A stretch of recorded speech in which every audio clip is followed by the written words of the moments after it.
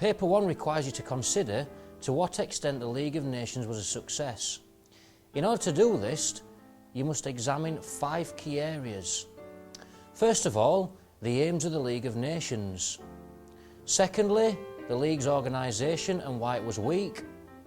Thirdly, the successes and failures in the 1920s. Next, how the Depression made the League's work more difficult. And finally, the League's failures in the 1930s.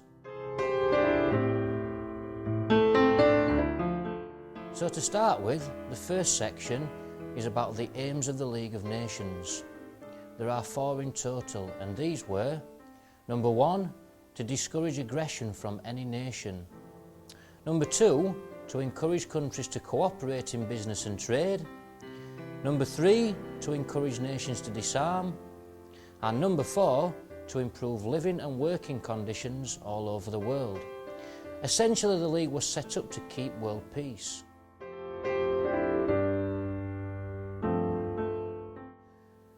Second section is about the League of Nations organisation and why it was weak. The League of Nations had many governing bodies within it, but we are going to focus on just 3. Firstly, the Council was a small group, which met 5 times a year. The Council's main purpose was to resolve disputes that arose between its member nations through its discussion. However, the Council had one main shortfall. Each member had a veto, which meant that just one member could stop the Council acting even if all other members agreed. Therefore, it was very difficult for the Council to make decisions. Secondly, the Assembly was like the League's Parliament. Every country in the League sent a representative that could vote on admitting new members to the League and on ideas put forward by the Council. However, the Assembly's main shortfall was that it only met once a year, so it took a long time for matters to be resolved. Also, like the Council, all decisions had to be unanimous. Thirdly, the Permanent Court of Justice was also responsible for settling disputes between countries peacefully and made decisions on border disputes. However, the court's main problem was that it had no way of making sure that countries followed its rulings and could therefore be easily undermined. Part 3 focuses on the successes and the failures of the League of Nations in the 1920s. One of the main aims of the League was to resolve border disputes, and in the 1920s they had a mixture of success and failure.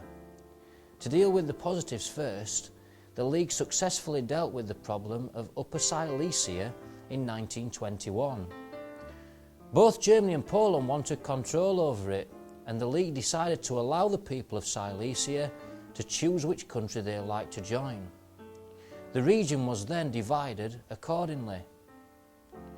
Another success came with the Ireland Islands in 1921. Sweden and Finland were both threatening to fight for them, and the League studied the matter carefully before stating that the islands should go to Finland. Sweden accepted the ruling and war was ultimately avoided. However, the League failed to resolve other disputes successfully. In 1920, Poland took control over the Lithuanian capital of Vilna, and Lithuania appealed to the League for help.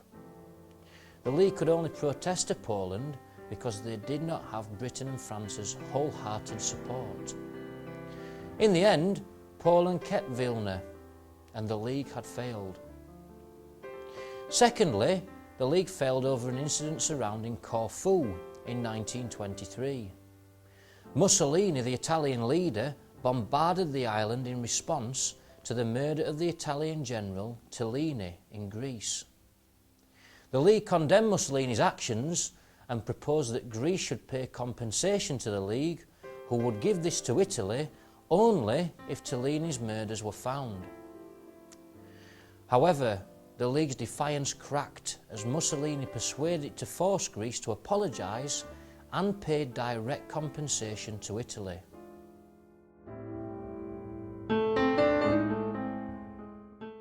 The fourth section focuses on how the Depression made the League of Nations work more difficult.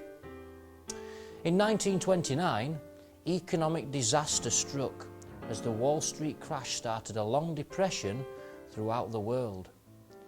This affected relations between countries, and most goodwill and optimism evaporated. For example, Britain and the USA were reluctant to help sort out international disputes while its own economies were suffering. Secondly, in Germany, the Nazi Party wanted to take advantage of the chaos by planning to overturn the Treaty of Versailles. Thirdly, France built frontier defences on its own border with Germany. And finally, Italy and Mussolini wanted to disguise their economic problems by trying to build an overseas empire.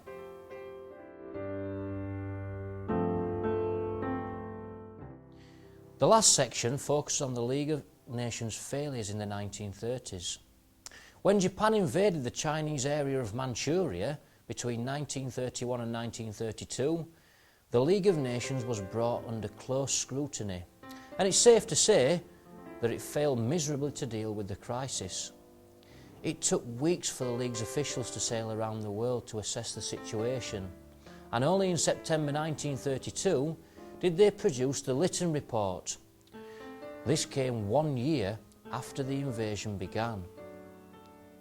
Japan did not take the League seriously and even planned to invade more of China, arguing that they were trying to defend their own interests.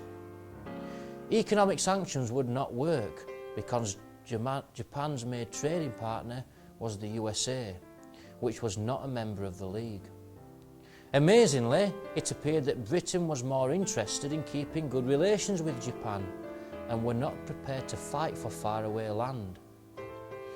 The League also would not consider banning arms sales to Japan as they feared retaliation and war. Overall, Japan had committed blatant aggression and the League appeared to be powerless.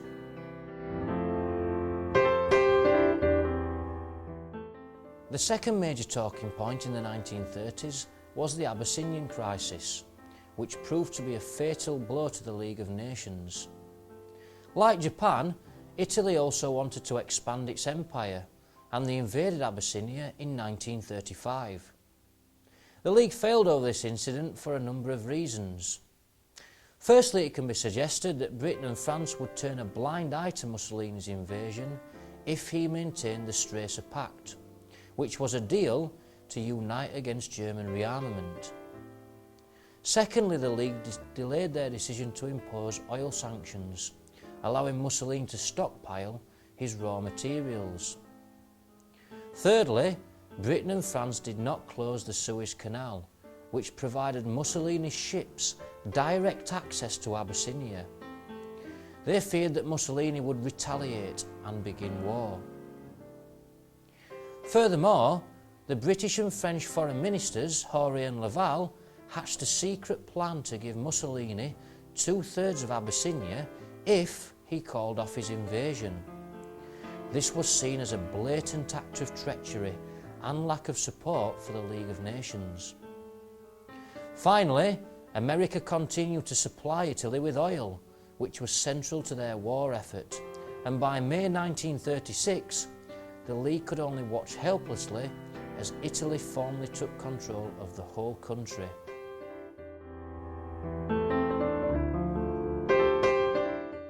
In summary, collective security had been shown as an empty promise.